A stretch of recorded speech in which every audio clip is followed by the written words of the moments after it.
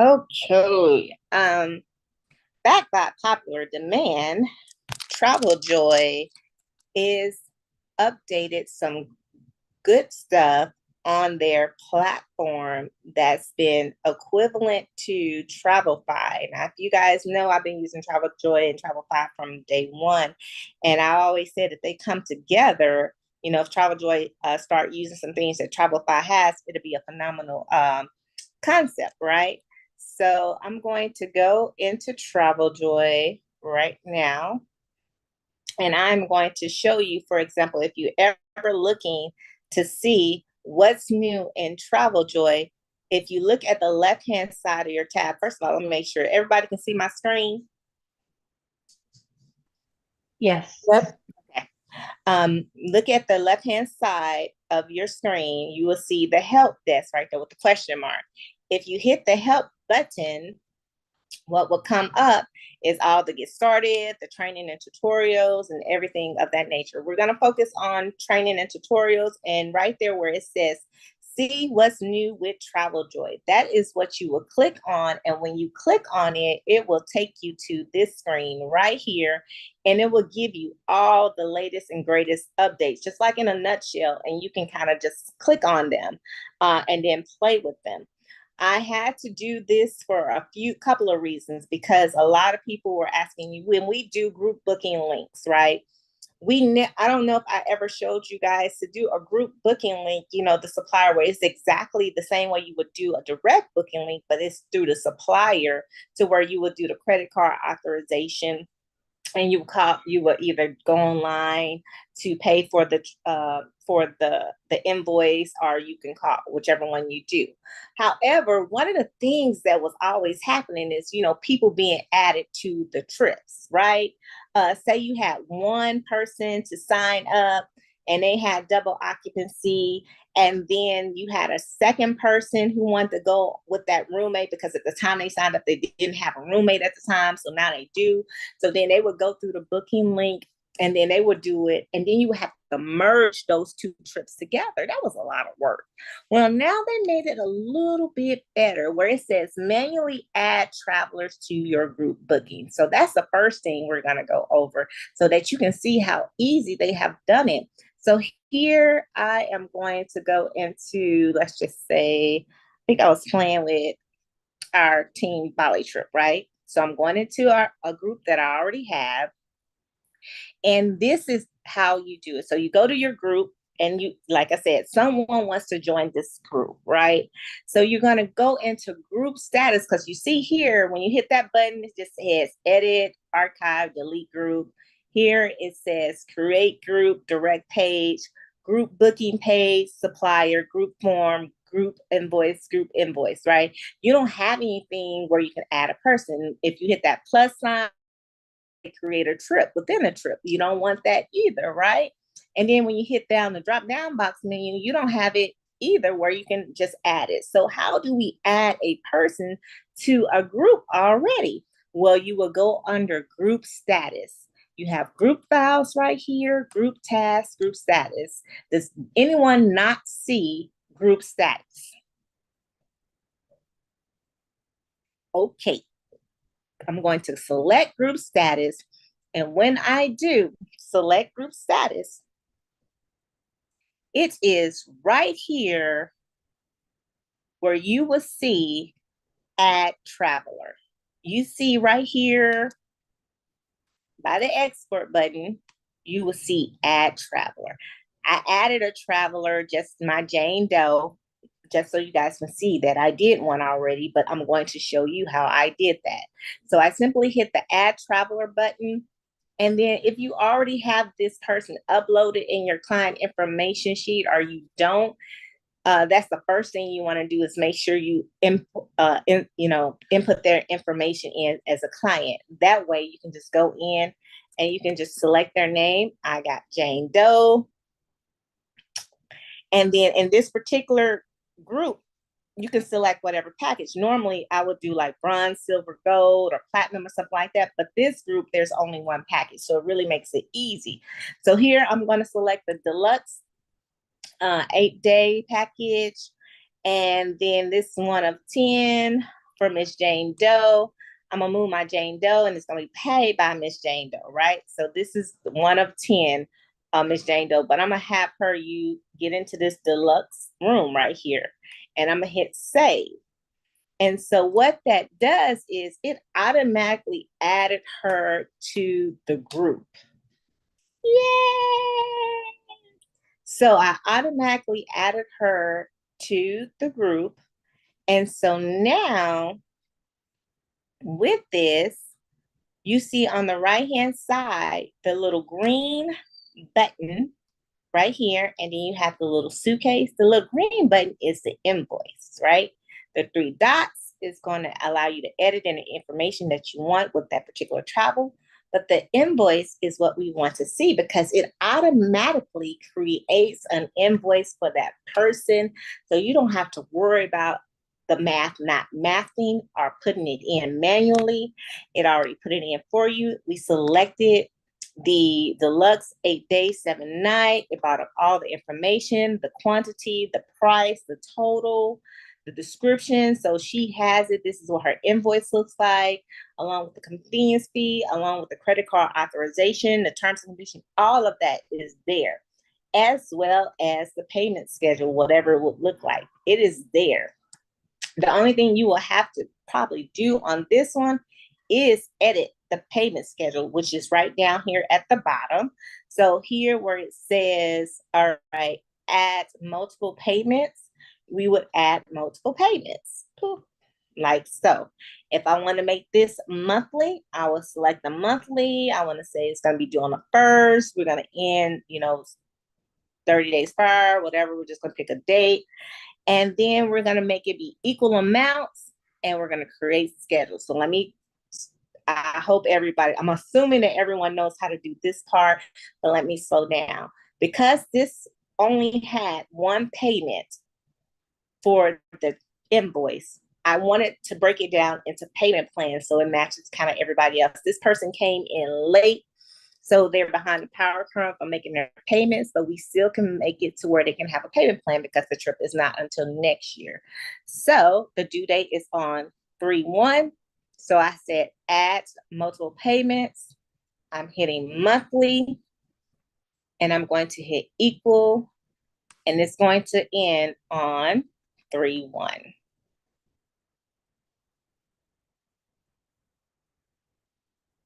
And then I'm gonna create that schedule. So now that person, even though they came in late, they're making their deposit. Now we have this where it's going to be broken down monthly for them for the final payment. Let me adjust.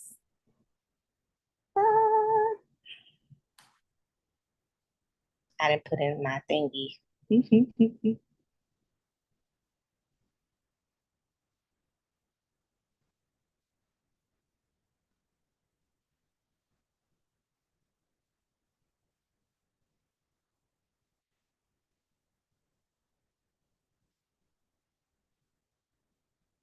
Wait, I'm sorry. I gotta delete because I didn't make it to where I put in the whole amount the first time. If y'all didn't catch that, I had already put the one payment in, but you have to delete the one payment so it won't show anything. It needs to be clear. Now you want to hit add multiple payments monthly.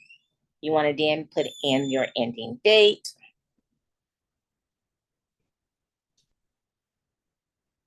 That is going to be, and then you do your equal, and then you create your schedule. And now you see how it breaks it down evenly. So you don't have to be a math genius. And it's already in order by due date. So that's done. And this again, this is for people that's like being added on as roommates later on, because we have, like, for example, for agents who have booked already, if I was doing theirs, but I'm not, you guys are, but if I was doing theirs, this is how I would do it. I would go in and add them to the group, and then they will have their price point because they will be considered non-agents, right? So I have agents only that have a certain price, and then I have my non-agents, and I will go in and boom, like so. Then the invoice name, whatever their name is. I allow the custom payments. I will allow a client to do auto pay. Now, mind you, this is because this is set up as direct for agents. Now, if this was just for you and your clients for a trip, you will not get this option to set up for auto pay, because under direct is under supplier, it is not existent. So if you're looking for it, you cannot do auto payments on supplier invoices. It's just allowed a custom payments. And then when it's time for the payment and they do the credit card authorization, then you see it, and then you manually pay for it, like so. All right, so here it is, it's done. I preview. This person now is set up, and then I will sit next and then send them their invoice, and then they'll be able to pay their invoice continuously. Do you guys have any questions on how to add a person to a group you've already created versus sending them the booking link? I have a question. Go ahead. What would be the, I guess, benefit of doing um a group page, making it a supplier page versus making it the direct page? Because I've only used direct pages for mine. I haven't set it up as a supplier page. So like what this is Jay. Oh, okay, Jay. Okay, because of IntelliTravel being our host agency and the compliance, that they want no exchange of money to be received from the customer. No exchange of money received from the customer. So even though it's going to a virtual card, they still consider that to be an exchange of monies from the advisor and the client, because it's just not coming directly from the card to the supplier. They want to leverage and use just to dot the I's and cross the T's because of certain things that have been happening. And I'm not saying to, discuss it. Just recently, there was a young lady who was doing bookings for individuals, and the people arrived. This particular was a cruise one. They arrived to the ship, and they did not have any cabins, right? So, in hindsight, when you look at the big picture, a lot of things probably went wrong. No one knows why. That's between her and whatever she done, right? We can just only assume and kind of, look at it. But if she had done just supplier only, there was no way that she would have been able to not get anything directly from the, their card would have been charged by, for example, Carnival. Let's just use it like that. So when they put in their payment for a $200 deposit, that deposit would have went in. She would pick up the phone, call Carnival, then they would have saw on their receipt that boom, Carnival charged them, right? So there's no money that's being paid off. There have been cases where people had the money that the clients paid, but they didn't pay the supplier. So it kind of alleviates that issue altogether. Not saying that even if they receive the credit card authorization, they could still forget to pay somebody, but at least the money is still on that person's card, because then a person's going to be like, you didn't charge my card. The payment didn't come out. Because when you're using supplier, you have to call or you have to put in the number to get the money out. When you're doing direct, it automatically comes out. And so, hey, guess what? The client's thinking, boom, I'm good. But if the advisor is not good, then a lot of problems can happen. So this is one of the things that they do to alleviate that in compliance. No Cash App, no Zelle, no, what is it? PayPal. No, what is the other one? Venmo and Snap, whatever. Etsy use it. No, none of that. Just simply credit card payment to the vendor.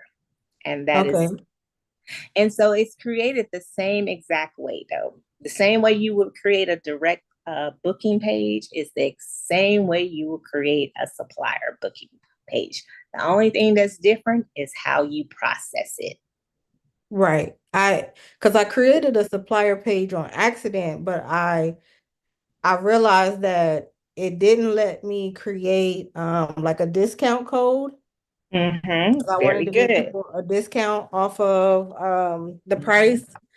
So it didn't let me create a discount code, and that's when I realized like, oh, I clicked on the wrong page. Now, what about when we are upselling things like booking through Culture Holiday? Now they have their 15%, but when their 15% doesn't hit that $400 range, I put an upsell on my own Travel Joy so that I get something up front. So how would I get my money up front if I'm doing it that way? So here's the deal with upcharges, and it is, and I'm gonna tell you because people like, well, upcharge, can we upcharge? Well, let's just talk about upcharges and trip planning fees, Mhm. right? You still have to collect the money, correct? Let me ask anybody over here charges a trip? Let me ask, who doesn't charge a trip planning fee for your research when you got a client? I I don't haven't charge. tried that yet. You Yeah, I haven't don't done it? either. Kim, I heard Kim. Who else? Barbara, I don't. Barbara. Okay, Barbara. All right.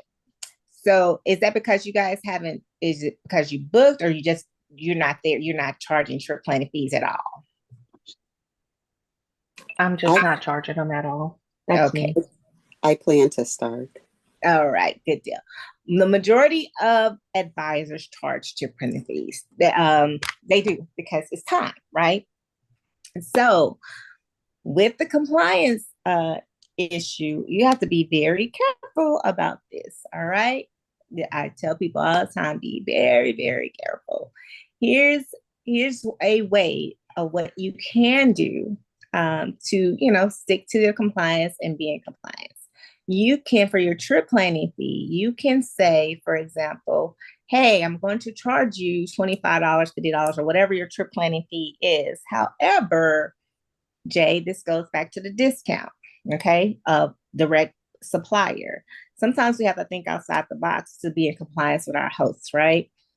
And that's absolutely okay because they offer and do a lot for us, right? But we still want to be able to make sure we're not being dragged through the mud by, different clients wanting so much things and taking so much of our time.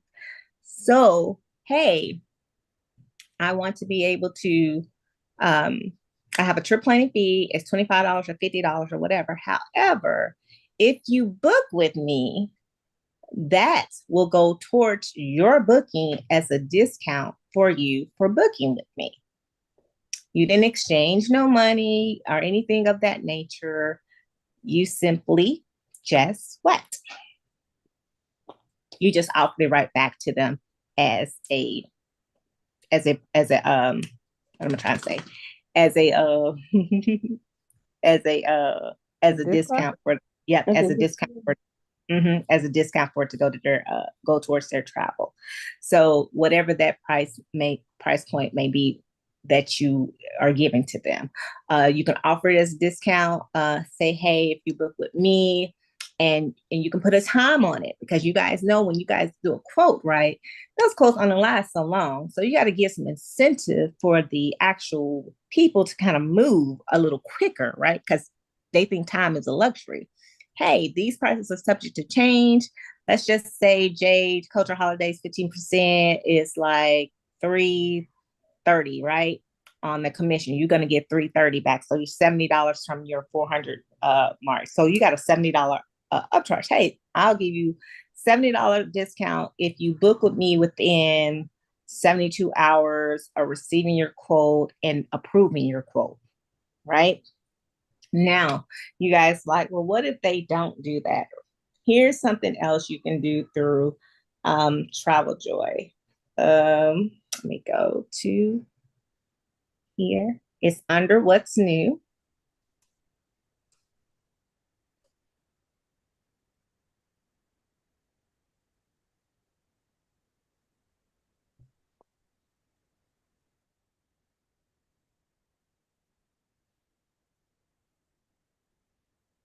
You see automatically receive planning fee deposits right here.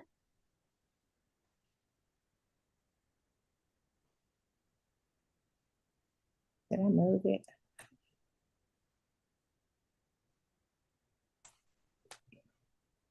All right, planning fees can now be automatically deposited into your bank account by checking the box labeled "This is a planning fee" when creating a direct invoice. So this is a total separate invoice that you are doing, and it looks like this. So I can show you. Right here, the trip is already created. Now this is a group, right? And this is just Jane Doe. And I'm just, as a single. So here you're going to, let's just say she's the Pied Piper, the primary person, right? For you to continue. Now here you have your invoice that says direct. And it says, are you choosing? Say yes. When you hit that right here, you have your item.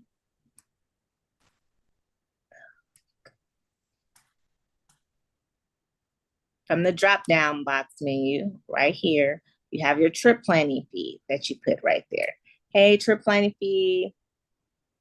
Culture Holidays also offers gift cards. That's going to be something else totally different, which you can also utilize to give to clients as gifts for purchases to go towards your future travel for them to keep your client. Okay.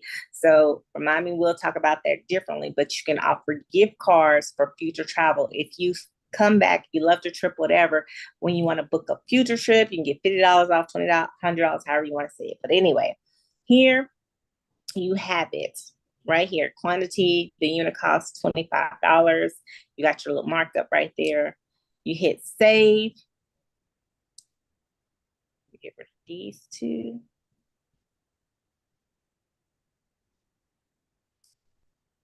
Yes, I'm sure. Yes, I'm sure. All right. And so from here, it has pay in full. Then down here, this is where it's talking about right here. This is my trip planning fee. And if you ever forget, these question marks are very good. Checking this box allows your planning fee to automatically be withdrawn from funds and deposited directly to your bank account, right?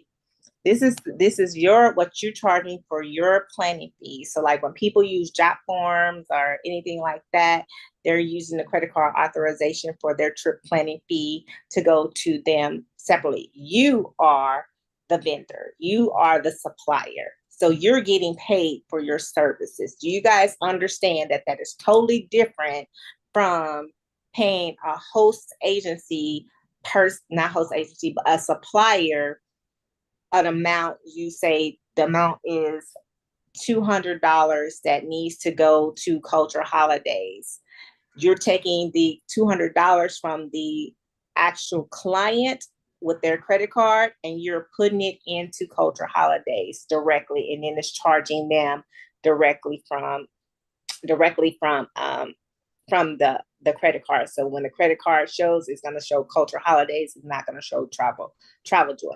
For your services as the person, as the individual, the advisor for your time, trip planning, your fee is going to be Travel Joy, and it's going to say trip planning for your services only. You're going to be paid as the vendor. Does that make sense? Yes, so that's going to be a separate charge that goes on their card, not the coming out of their total going to the supplier. There you go. Absolutely. Keep it separate so when it comes down to audit or anything like that, you can dot the I's and cross the T's. Mhm. Great questions. Got a So question today. Mhm. Okay, so this is Marquita. So, okay. But what I'm hearing you say is that if we have been doing the direct payment for groups in the past, that is incorrect and that we should do the one that's being to the supplier. Is that correct? That's correct, because Okay. Culture Holidays is now charging a commission. At first, they were not charging a commission. Remember? They were. Yes. Yes. So now that would just be for any supplier, not just Culture Holidays. Not just Culture, any supplier. Yep. Okay. So I guess where I think I'm missing the mark is if you do the group and you have them do payments to the supplier, we still have to go to the supplier and apply the payment for them. Is that correct? That is correct. That is the biggest thing. That's the biggest difference between direct and supplier, is you have to take the funds of the authorization that they gave you with a credit card and go to your supplier site, manually type in that credit card information, and only then will it be charged. It will Okay. not be charged when you give them the credit card authorization. It does not come out automatically. Okay. They're just authorizing you that certain amount, whatever it is.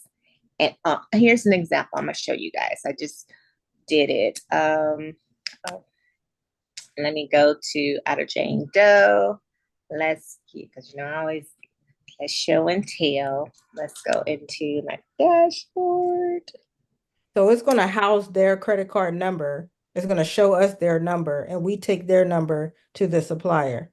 Absolutely. And the number is going, I'm going to show you what that looks like right now. Yeah. So it's not the virtual credit card anymore. It's their actual number. It's their actual number. So Okay. here it is, right here. This was a payment for Disney Celebration, $2,950, right? Mm-hmm. You see the credit card authorization form looks like this. Enter the amount, $2,950. They put you only see the last four of their credit card information. So it protects the client and it protects you, okay? Mm-hmm. And if anybody hacks anything, it protects, everybody. And you don't have the paper trail of having someone's full credit card information in your house either. If you guys do have credit card authorizations in your home that has the PII, that's personal information identification of individuals on there, you need to have it in a file cabinet under lock and key. And not just easy expo. That's just a FYI. If you have not thought of that, you need to get a file cabinet that has a key lock on it. So the information is not accessible, because you have to keep credit card authorization forms for how long? Do y'all remember? 3 years, 7 years. It's 3 to 5 years. You're safe in that aspect. So this is what the credit card authorization form looks like. Then for me, the signed authorization, y'all see that? Boom, boom, boom. Mm-hmm. Then the actual payment information. Now, here's the kicker.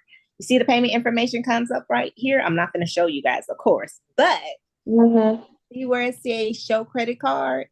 Mm-hmm. And got a little question mark right there. Mm-hmm. Oh, goodness. Come on, stay up there.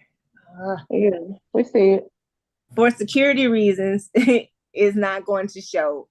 It's hidden. Even when I click on it, guess what you got to enter? A password. Okay. Password in order to get that number. And if you are doing, this is very important. Very, very important. This is one,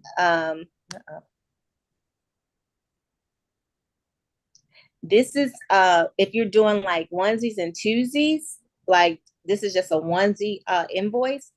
This is the CCC number is only going to be stored for 60 days. 60 days, that's it.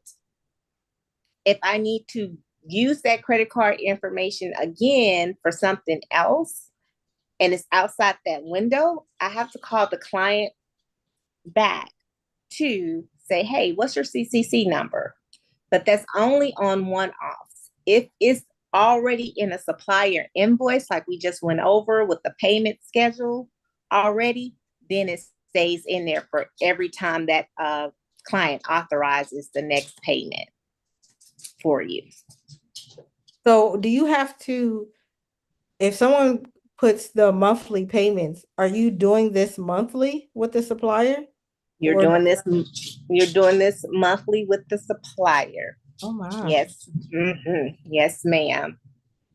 It's an additional step. Yep. So when you're doing your payment schedule, you want to be very clear, as Jay would say, Jamal would say on training. You have to mold your clients, develop your clients, right?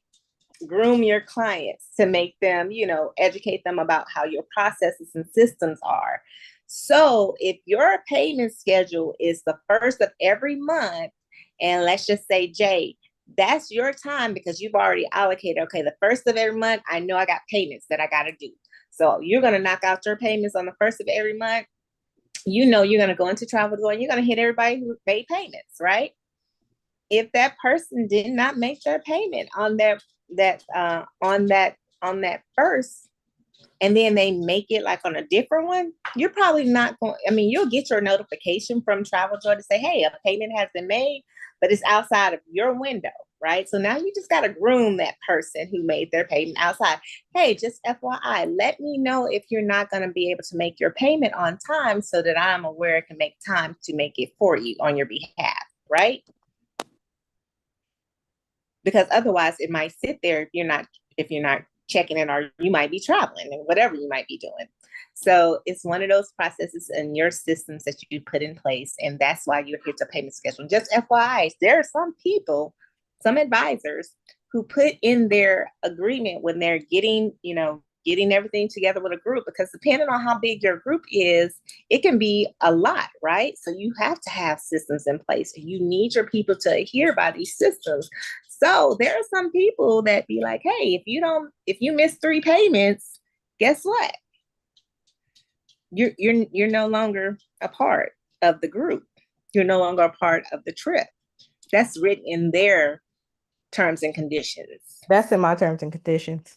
See, and there's a reason for it, because it's a system. It's a system in place, and you can't be waiting for these people to wait last minute, not only for your benefit, but for the supplier as well. Because if you're doing groups and like for cultural holidays, you got to have spaces, right? So, hey, if you're using that money to reserve spaces and get that for, that's important, because you need to determine how many spaces you're going to have for your group. Same thing with cabins on cruises. You need those monies to come in on time scheduled, because you got some hard dates that the cruise lines give you once you got your group developed. The deposit, the first one, you might have to make a second one, and then the ones for berth to make sure you keep your cabins that you have. So it's now all. Sorry, go ahead. It's just all the process. Go ahead. So if we set this up as for the group and supplier, and then, so now does it do the same thing not same thing. Does it send a notification to them monthly to say, hey, your payment is due, and then they can go in there and make a payment? Yep, they automatically do that. They're automatically going in. Okay, let me back up, because you said I could answer this 2 ways. So let me make sure. So when you say they can go in and make a payment, are you saying, can they go in and they're making an authorization? Are you asking, can you send them a booking link in the automation for them to make the payment directly. Okay, so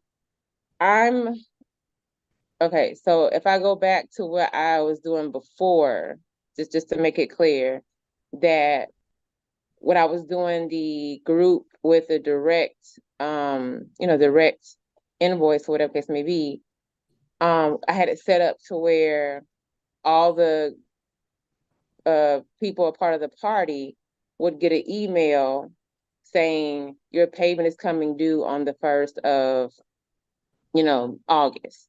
Mm-hmm. And so, from there, they could, use the link, the booking link that they had gotten or received, from the invoice, and, they could go in there and make a payment, on their own, and of course, it would be added to the group funds. And Mhm. then from the group funds, I would go pay the supplier. So are you saying is that when it comes to making a group invoice to the supplier now, is that the same process? Will it generate a email to whomever, whether it's a group or, individual booking? Will it send a email to them saying, hey, you have a payment due on August 1st if we have payments that are scheduled for monthly payments? Yes, ma'am, it will. The automation stays the same. The Okay. only thing that is different is the way that the actual payment is processed. Okay, and then a caveat question to that. Is there still a convenience fee added to that? No, not for supplier direct, not for supplier group payments. There is, let me stop, hold on. Let me go back. Because it's been a minute. And let me show you, let me see, what did I just show you? There you go. Oh, Jane Doe. Okay, no, can't do Jane Doe. All right,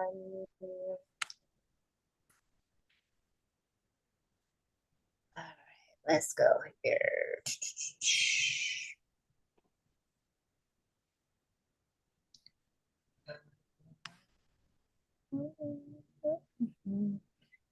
Files.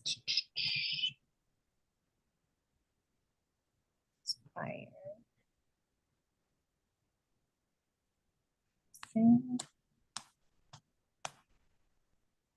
No, there is not.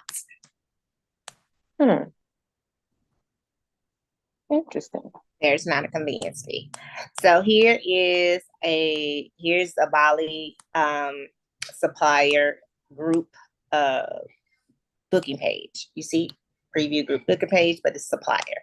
So going down here, I'm going to hit the book now, and I'm going to put in one person, and you guys look and see right here on the right hand side what the price is. Do y'all see a convenience fee? No. No, you don't. This is what they're going to That pay. makes sense because they're not actually charging them. There you They're go. just putting their card on file. There So you that makes go. sense that they wouldn't be charged with a processing fee. There you go. Okay. Convenience fee is the processing fee that it is being run through as a credit card, because you have to pay the credit card companies a certain amount of fee every time you swipe that card.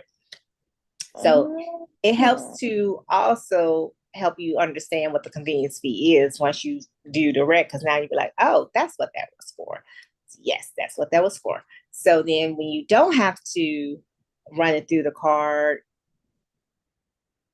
for TravelJoy to process it in their system, then you're just going straight from the actual client card to the supplier. And then supplier, they cover their fees, but they're paying their fees separately on different things, but they're not charging their clients. So there you go. And you just continue, everything else is the same. They put in their information, boom, boom, boom, they make the deposit, continue the payment. What I just showed you will pop up. The credit card authorization will pop up, that little form. That's where it says 3 authorized right here. But of course, it won't let me do it because everything not filled out. But it's that payment, that little small payment that I showed you guys versus authorized. And then you would then take that number that they give you once you hit the show card. It gives you the complete credit card number. Then you would pick up the phone, call the supplier, or go to the supplier's website and put the information in. Oh, that could save me a whole lot of headache. Cause that convenience fee caused some arguments. You know, I heard both sides of everybody's story. Is convenience fee is interesting to say the least. Interesting to say the least, but everybody go pay Cash App and they don't have no problem with the convenience fee Cash App charges. But it's the same thing with PayPal. PayPal, when you send money to people, that's for a payment, not for friends and family. What do they charge? They charge a convenience fee. Nobody says nothing about that. They just pay it. But it's the same thing. It's like I said, processing it. I know, but people get all right. So what I went through. So yes, I do. But this is this is paying, doing this supplier direct. So then if that saves you, the system saves you time, energy, and a migraine, you can move out. It does bring up the point, like Lady J said, it will add additional time to it. But if you stick to whatever your structure is and during your clients, you can be, it'll still work out for you. You just gotta, run your business the way it's supposed to be run so your clients can understand what your system is. Does anyone have any questions so far about how that works with having a supplier booking page, being able to add a person later on to your actual group without them having to go out and fill in a booking page? And this is really, like I said, for people who are you already have a primary traveler already. They're already in the room and you're just adding another person to that room. Any questions? All right. So I'm sorry. Quick question. Quick question. So wouldn't they be added into the group when they pay? They or would. When they put their authorization card in? They would, but it would come up. So what would happen is, so you see how, the person went on, right? So they said they went in and say only one person, they put in 2 people, right? At the time, they put in 2 people. But when it came down, you see how it says $400, but they didn't have a roommate at the time. So they was like, no, I'm not going to pay $400. Let me go back and change this.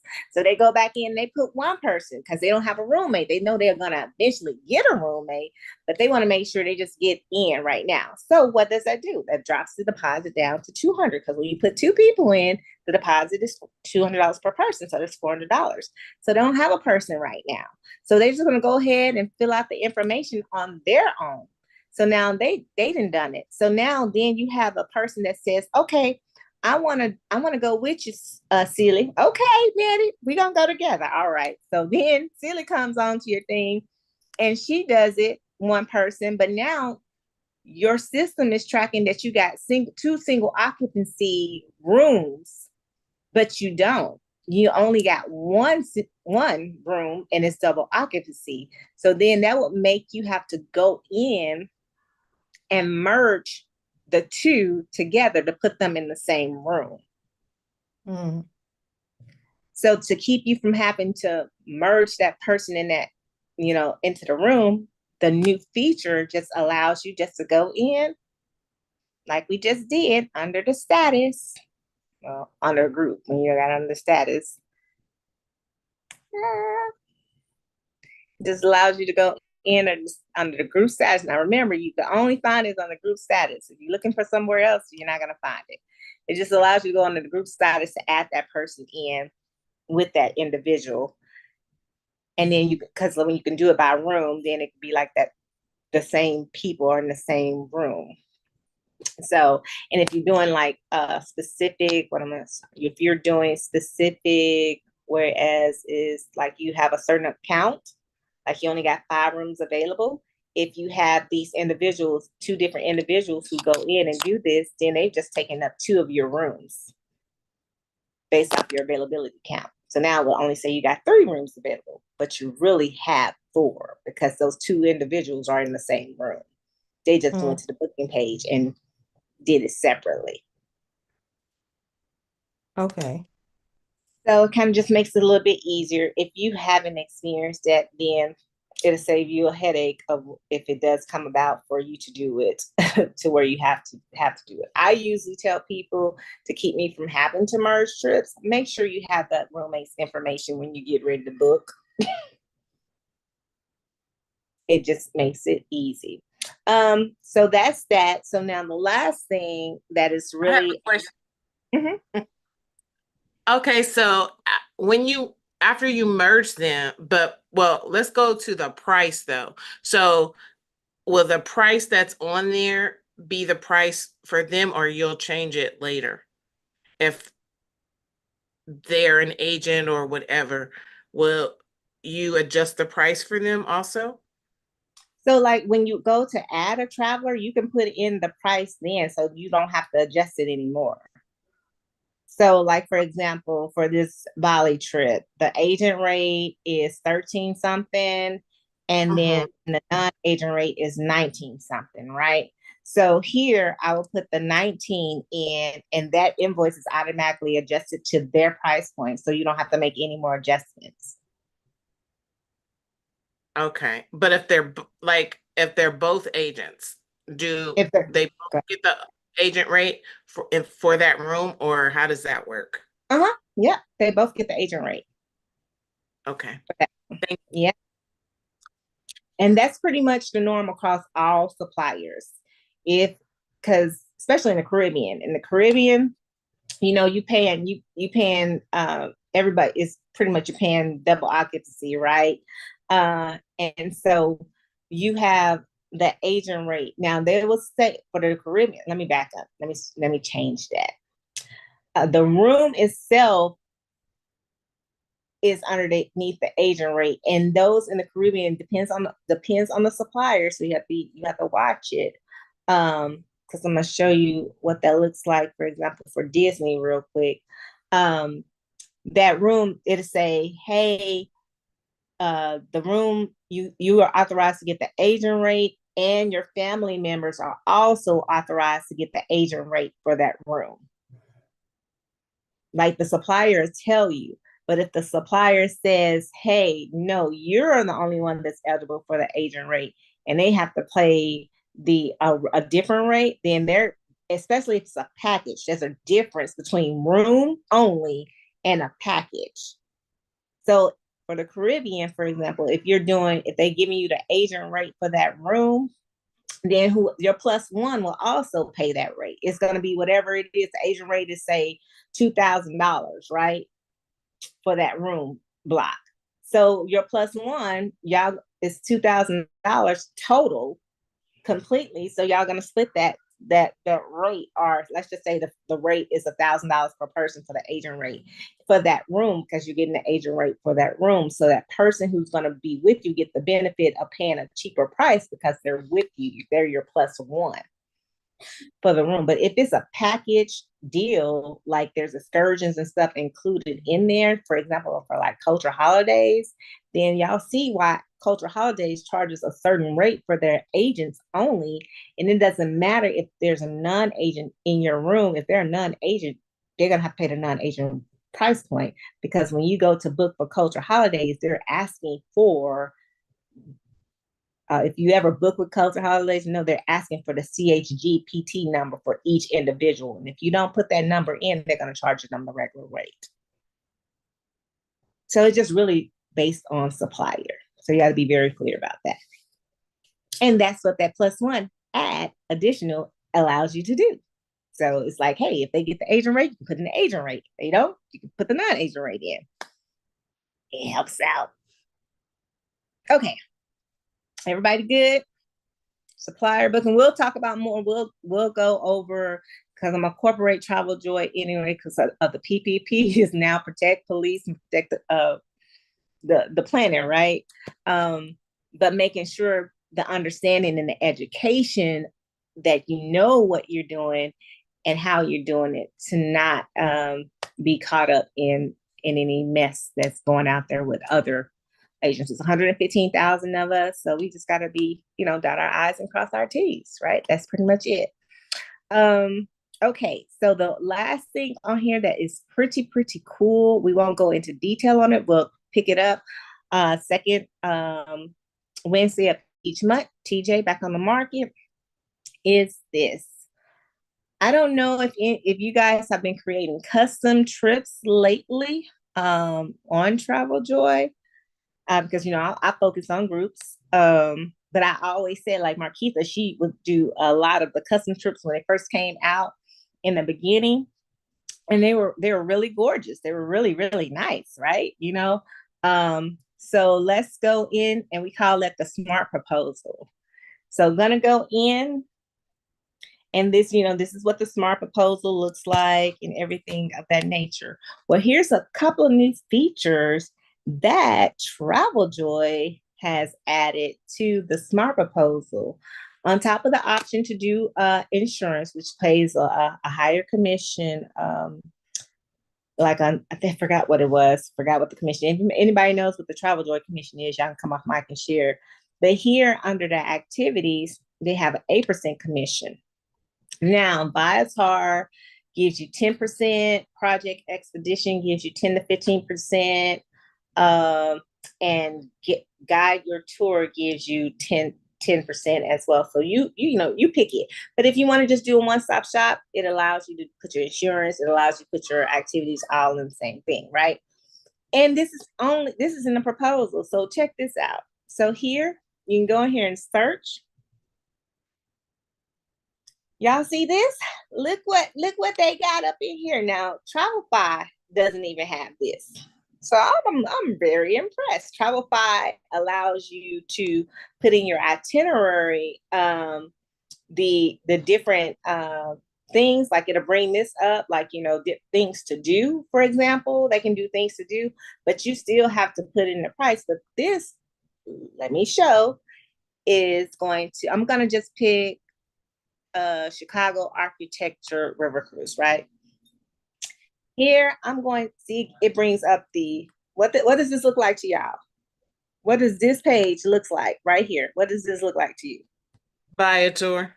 Viator, absolutely. So here you go. They got Travel Joy has now partnered up with Viator for activities, which the commission again is only 8%. So you kind of would be shortchanging yourself by 2%.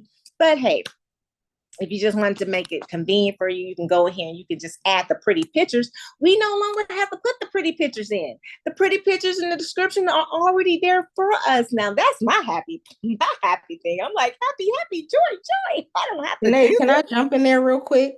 Go ahead, baby. So this is Jay. I was talking to Dr. C about this because I had to send Travel Joy some feedback about this feature. I send them feedback many times. They're probably tired of me. But I use itineraries all the time for my trips. And when I saw this, I was like, oh, this is super cool. But what I did notice with this is when you add this to your itinerary or your proposal, if you scroll down this page, it does not give you like a lot of important information that you would get on the actual Viator page. Because specifically I have a client that's going to Dubai, so I gave him some extra activities that he can do. And before I checked it, my first words to him was like, hey, make sure you read through the information, because some important things for you to note is if this tour, if they pick you up from your hotel, like where are you supposed to meet them? What actually comes with this ticket? That information is not on this page. And let me jump in and tell you why. It's only the proposal. It's only to give them, do you like this? Is this something you want to choose? But they can book. Yes, and they can book. And once they book, then they get an email with all that information, as well as download it in your app, which it will give them all the information, what to bring, what the pickup times is, along with all the other information in the following emails that they will give to them. So for So me, I it feel like that's risky business because from as a person who books this kind of stuff all the time, I am the type of person that needs to know up front you're because agreeing. with certain things like let's say the dinner in the sky cruise for Dubai, that's actually very far from the hotels that Culture Holiday stays at. And I only know this because I asked them and then I had them set up transportation for one of my for my client that's going in July. But had he, let's say I just put that on here and then he found out after the fact that he has to figure out, you know, how he's going to get there, that can be a big fee that you might not anticipate and then you don't know until after you already paid for the excursion. So I feel like that's a little iffy. Also with, you know, they show you the stars at the top or the reviews, but you can't click to read through the reviews. And I am another person that before I book things, I need to read the reviews and see what they're talking about. So I So just felt like this it's just certain important things, especially like on a page when it also talks about meeting points on a regular Viator page, it will have you type in your hotel or wherever you are to see if they have a pickup point or whatever. And I feel like for people who don't really know about Viator or even booking excursions through Airbnb, they don't know what they don't know. So they don't know what they're missing with that information. But I know like that kind of information is very important when it comes to deciding which excursion that you're gonna book with. and Because you're if I talking don't know about that I gotta travel an hour to get to you and I already paid for it, then I'm like, well, dang, that's gonna cost me even more money just to figure out how to get to you. So that was just a thing that I was like, if y'all gonna put this in here, why don't y'all just put all the information so people can see everything? Because I thought that was important. But that was just my tidbit, and that's just like a warning for you guys. Whoever does that, just understand that it doesn't give them all that upfront information, which I feel like with some people could be a problem after the fact. Because I also noticed with Viator, a lot of the reviews always talk about the fact that if something happens, a lot of people don't get their money back with Viator or they have issues trying to communicate. So that is just one thing I just wanted to point out. That's one thing I noticed about it. Thank you. That's great. And that's good. Good information, good feedback. However, I'm going to say this. If you are the advisor, it is up to you not to be a clicker, but to truly be a super duper travel producer. So there is no way I'm going to just send my person the link without looking at it myself to determine what's what.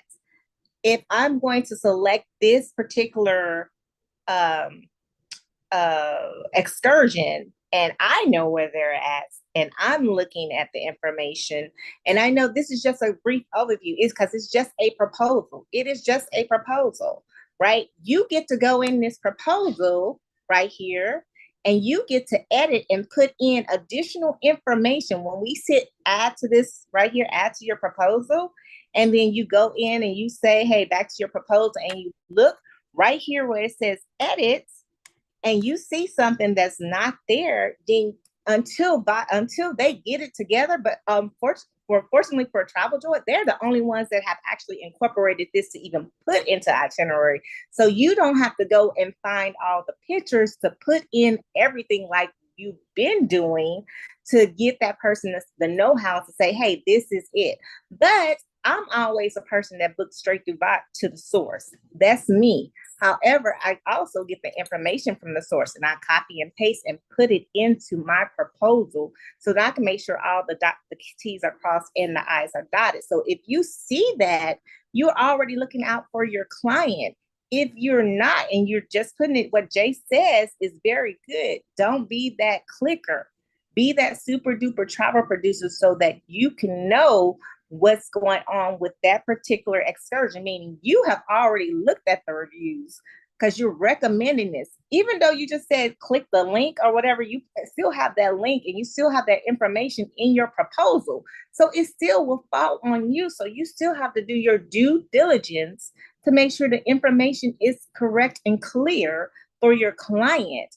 And if you're agreeing like Jay and agreeing like Marquita and a few more others, you're definitely going to dot those I's and cross those T's and make sure pickup times are in there. If they have pickup times, are you going to let the client know? No pickup available. There's no pickup. Even though you'd like this excursion, there's no pickup available. So that is a great catch for you guys. But also here, when we've been doing these groups for groups together, you know, these groups, you go in and we looked at the Viator, or we looked at, you know, Project Expedition or whoever it is that you were going to be using, and you don't go in and put it all of it in, and you just kind of give them, you know, hey, this is what it is, and you give them a description of what it is, and you include that in your package. So in your case, it's going to help you because you don't have to actually go and put in a lot of information when the information is already going to be in there put in. But you do still need to do your due diligence and add some stuff to it or take away some stuff to it that you need to have to it. So that's just one of the things that they have in activities. But they also have another thing, which is, you know, if y'all didn't know already, they already had these in here, the general, the activity, the cruises, the flights, and different things like that. But they also have restaurants in here. And so here where it says what's new, and Jay said something about Travel Joy and feedback. Travel Joy is never afraid of feedback. It's because of the feedback that agents have given is why they've been making adjustments and corrections over the time period that they've been in business. So you guys always put in the support. Like I'm still tagging them for automation because their automation is still not together yet. I want to create like a funnel flow for my things to flow a little bit better without having to do it manually. But the feedback is still putting it in. They don't have it yet, but I can't wait till they get it. But one of the other things that they have right here is they added restaurants for you to put in that's very similar to like the activities that you have. Where is it? Right here, where you can automatically add your restaurants. The new restaurant item type will allow you to add breakfast buffet and romantic dinners to your smart proposals and itinerary complete with the custom formatting. The other thing, if you guys saw my signature, and this comes in handy for, say you're doing Valentine's Day trips or honeymoon trips, right? That's where, because people are like, well, what does the restaurant come in at? You know how in Travelify, you would have to again manually put if there's something that's happening, you have to manually put in the pictures. But if it's happening on like a beach dinner or something like that, you have to put it in, copy and paste, that kind of stuff like that. But if you wanting them to like have a dinner on the town or something nice like that, then you can absolutely recommend different restaurants in there for them. And y'all saw it did say buffets as well too. But the other thing, if you are not taking advantage of on the customs, under the customs forms, and then we'll get ready to wrap it up, is the signature. Like you guys see my signature on here. You can go in, and if you are, you know, you have a picture or your particular card or a business card or your brand, you can go in and you can also adjust your signature block, which is also, you used to not could be able to do that, but now you can. So under your signature block, did I mess up? Under the signature block, it has it right here when you want to go in and you want to edit some things for your signature. You have your signature options for your smart proposals and your itineraries that now you can enhance and put in. A little small title card. You can even hide it if you want to all together, but I don't recommend it because it kind of adds that great little flavor to it as well. So you have a lot of different things that they're improving on slowly but surely. And just for sits and giggles, I'm gonna bring up travel Travelify. Janae, I did notice one other thing that they added from the first time that I did my itinerary to like now. When you're putting in your hotel room or your hotel name, it actually populates the information from the hotel website Yes. in the Good, Jay. little description box, along with like some pictures and stuff like that as well. Yes, thank you for saying that, because that's a big deal. Because remember, I always tell you guys the difference between the Travelify and Travel Joy was that like Travel Joy did not ever do this, and they were behind the power curve on doing so. So right here under the lodging, which what Jay's talking about, now they do have it to where you can look for the property name. So I'm looking for Marriott. So all these different Marriotts come up, let's just pick Marriott Lisbon. And guess what? The location, these is all the things that we used to go to the website for, y'all. You remember we would go to the website, we would get the picture from the website, and then we would have to go back in and upload and copy and paste. That's why I say it's not perfect as of yet, but man, they are getting to the point where they are making our lives much better than what we used to do. So now it just comes in. So Jay, thanks for putting that out. And the restaurant, like I was saying, the same thing on the restaurant. You can go in a restaurant and let's just say Chicago, like, let me do a tourist Harold's Chicken. I don't know if they'll put it in there. No. Don't give them no ghetto restaurant, Janae. Come on. That's why I was trying to be like, what's the tourist? Let's see. You can't give them no hood restaurant. You gotta give them something that's fancy. What is it? Heck, what is? Y'all give me a name. From Chicago? Let's see, McDonald's. What about that restaurant in Bali called McDonald's? Corals, I think? What was it called? It's a restaurant. I think it's called Corals. Hold on. Sorry. I'm seeing what the restaurants what they will pull up. Yes, it's called Koral. Coral. It's that aquarium restaurant in Bali. Yeah, that's right. But I didn't get a chance to. And I want to still go to that. Oh, it's not pulling it up. No. Type in the restaurant name at the bottom. This one right here. Look. Oh yeah, you might have to put it right there. Yeah. Reservation at Coral. No, it's just still not populating, huh? And it's not doing a drop down box menu like it would do for the activities in the hotels. Could be my user error because I haven't played with this enough. So I was just going over it today. So the restaurant. So a restaurant name in Chicago or just a restaurant name altogether? Just all together, because you see how it's not populating like it was like for the hotel when we just type in, like we could type in A. Okay, so put in kitchen and cocktail. See? Oh, that ain't doing it either. Right. So it's not populating like we would, like it was, like it normally. So Like here, okay. see restaurants, smart proposal, a new restaurant item will allow you to add breakfast buffets, and so complete with custom formatting. So it didn't really say it would populate it for us. It just telling us we can add it. So maybe we still got to do this the old-fashioned way. I mean, that's good though. I mean, because that cut down the time. Because going back there and copy and pasting them pictures and we done came a long way. Thank you, Jesus. I'm gonna go back.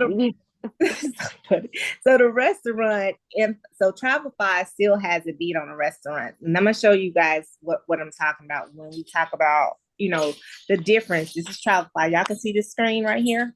Travelify, y'all can see it. Yeah. Yeah. All right. So let me pick.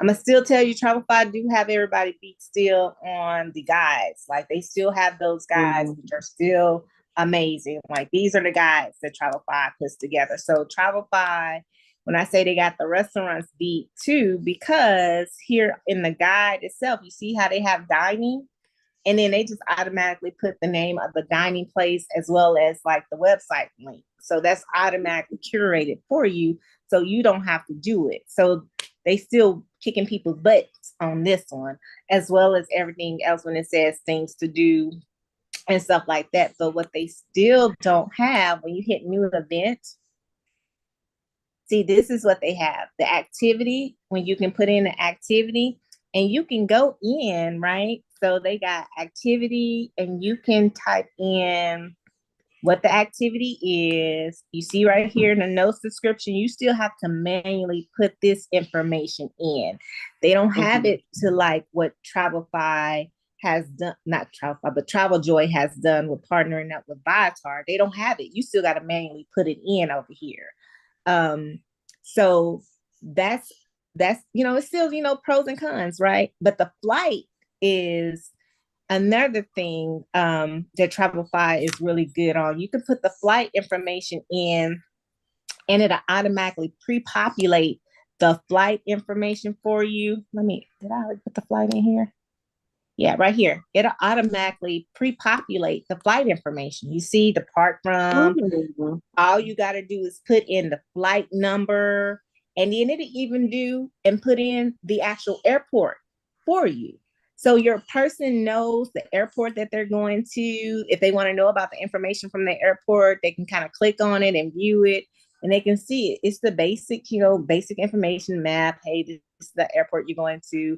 Same thing. It tells you you're going to Orlando. So it automatically does it and give you the address for it. So like if people like, hey, what's the address or anything like that, the telephone number, but it also gives them the website so they can go directly to it. So that's one thing, again, as they're growing, they're getting, because, they do have it on again. Here we go with Travelify. They do have the item. You do have the flight information in here. Let's go with Southwest. Whoa, look at this. Oh, let me put in what I'm about to do. Allegiant Air, and the flight number. I'm flying Allegiant the first time this week. I'm trying different airlines that I've never flown before. This is an interesting a thing. That's for sure. Because you never know. So I'll tell y'all what. Has anybody flown Allegiant before? No. So It ain't like Spirit and Frontier, is it? It is. It is like them. They're not flown everywhere, so it's the same thing where you have to pay for the what do you call it? The carry-on and your luggage. The carry-on, I guess the carry-on is the big thing. So right here, I'm taking an Allegiant flight, and I'm gonna see if it populates the information, or you still have to manually put it in. Allegiant. So we're flying. So you still gotta put out the baggage fees too? I mean, with the baggage. So I bought. Okay, so I'll give y'all an example of why I'm doing this, because I've always been a brand type of flyer, American, Delta, whatever, that type deal. But what I've come to the realization is that there are more smaller airlines that are coming out that we just don't know about. And these are budget friendly, economically type airlines, meaning you're paying for like the basic, your ticket, and then they'll add, the carry on and whatever. But yet still we leaving tomorrow. I just bought this ticket early this morning, and the wee hours of the morning, so the day before, right, to Orlando. This last minute, this ticket would have cost me on Delta, United, and American for me and Gloria for round trip $1,400 for last minute. I was able to get 2 tickets, luggage, and everything included for me and Gloria for $680 round trip. Hey, I'm in Tampa. Oh, how long? Till Sunday. I'm going to the Dream Makers event on Saturday. We got to Gloria's birthday's on Saturday. Oh, wow. So we have to, because Tampa and Orlando are not far from each other. I know. We, That's why, we well, definitely have to get together. we are leaving. I have to drive back to Atlanta. We're probably leaving early Sunday morning because my brother is getting married, and so we have to be back in Atlanta on Sunday.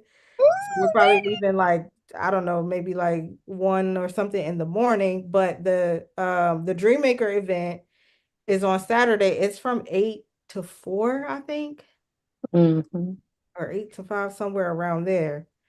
So it's a kind of an all day thing. Look, we'll Mhm. be wrapping up at Disney because that's where we're gonna be at on that day. So it'll probably work out perfect. At least we could just say hi and give a hug, be like, "Hey, Jake," Right. because she was not happy when I said, "Guess who was with me in Bali?" I didn't tell you that story. Oh Lord. Tell her it ain't my Because fault now. It ain't my she fault. saw your picture. She was like, you guys went without me. That was a whole different story. I was like, oh Lord. All right. So as y'all can see, Allegiant, it doesn't allow us to populate. So we still Mhm. have to do it manually on here. But again, you guys, Travel Joy has done some improvements and have done some things that we used to do manually. So now it's going to be able to make you have a better proposal type trip when you're doing it. Like all this, y'all remember we used to do this all manual. So Yes, the Lord. fact that it did it for you to populate, especially the lodging. Look at this. Remember Yes, we say Lord. we need I would ask them, there go the pool picture, the bedroom picture, the lobby picture, the outside picture, making sure you have those basic ones in there for them to be able to see, and knowing that they can just click on it and they can go boom, boom, boom, looking at the different things. So now, quick question. So now, do you Uh-huh. still recommend that we take out the name of the hotel? Because like I know Oh, before we would take out the name of the yeah, hotel. absolutely.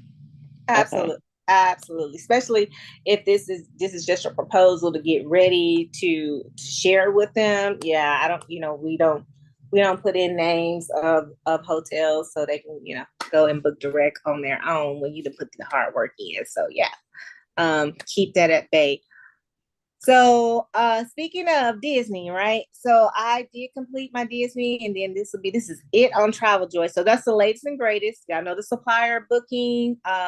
Now being able to use it, and being able to, circumvent that, the convenience fees, the pros and the cons, and making the adjustments and corrections for that. Hold on for a second. Gloria, come get the phone. Your dad's calling. To making I'm sorry, y'all can still see the screen. Yeah, and you Okay. got Dr. C got her hand up.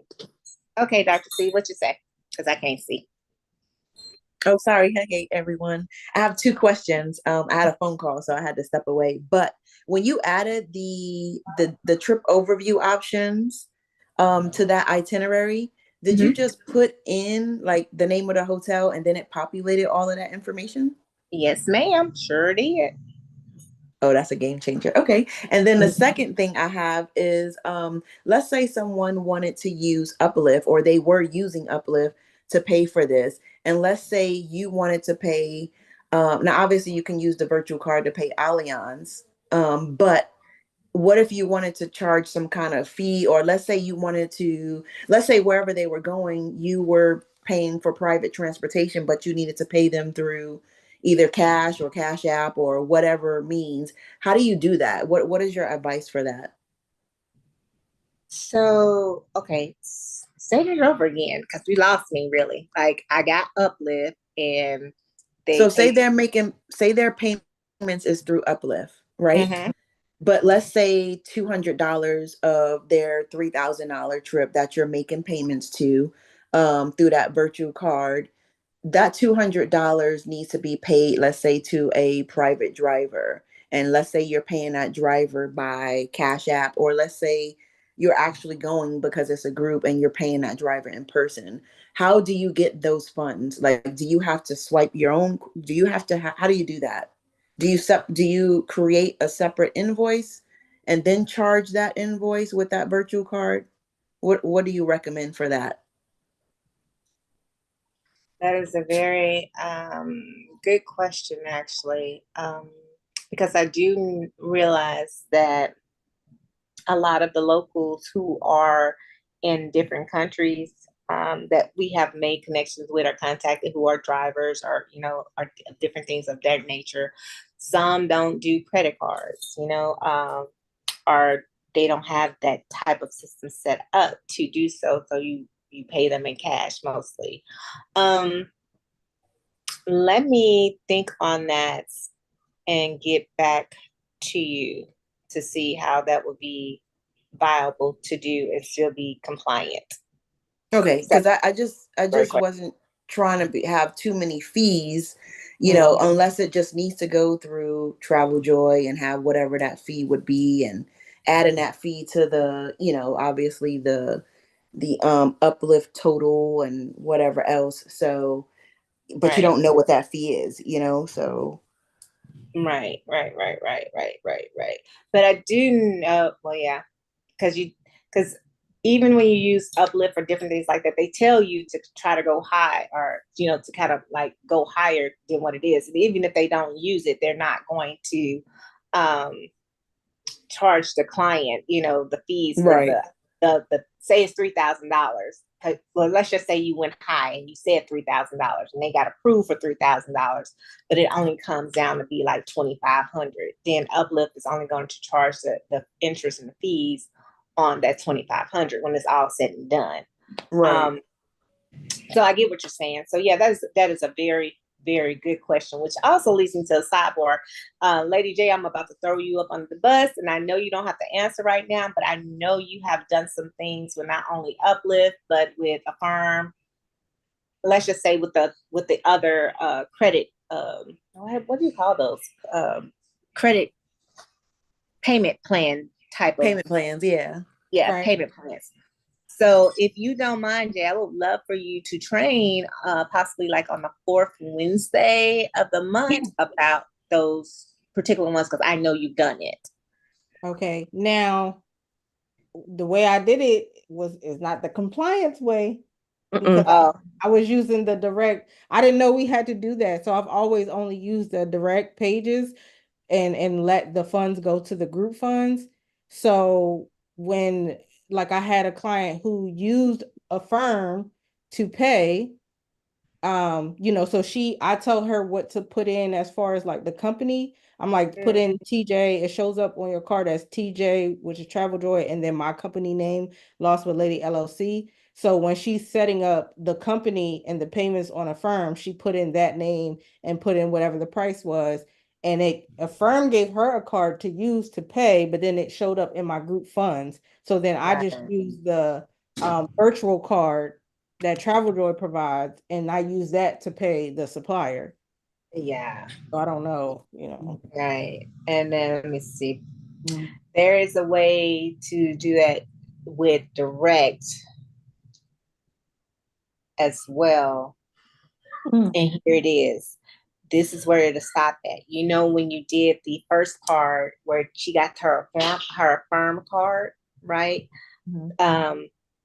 You could still do it.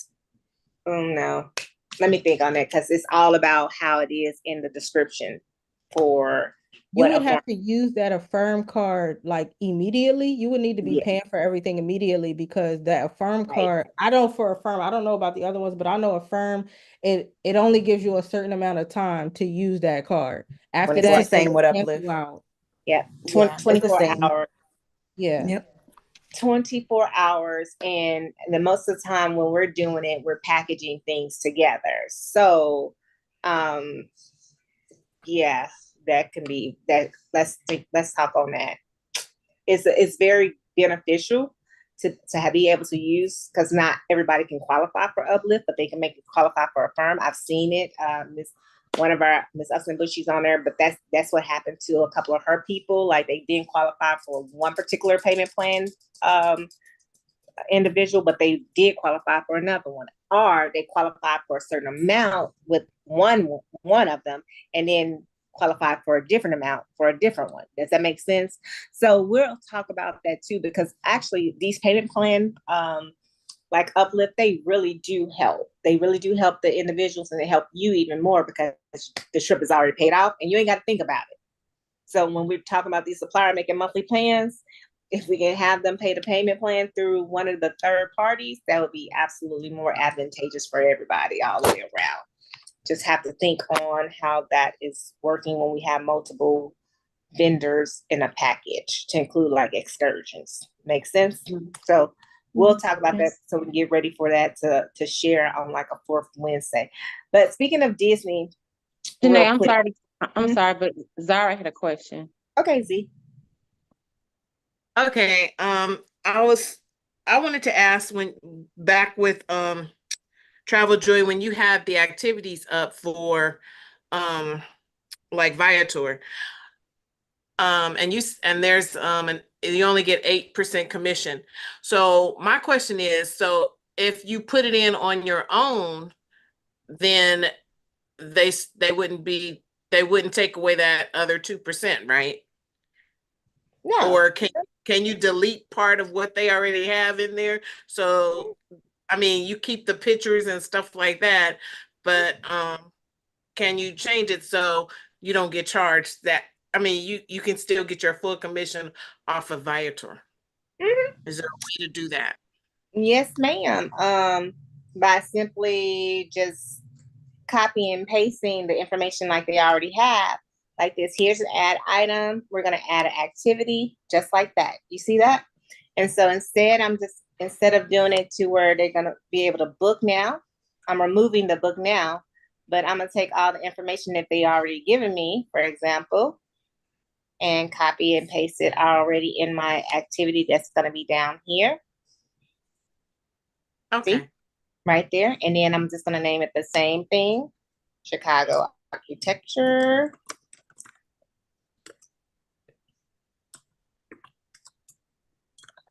And I can't type. And then I add my pictures in later. And boom, it's there. But they don't have the option to book now. But then if I want to just make, put in, the payment, or I already have this built inside of the proposal, so it's just one big package, then that's what it is. But they don't have the option to book, you see? I got it. Okay. So that was one question. My other question is, okay, I hear a lot of people talking about Affirm.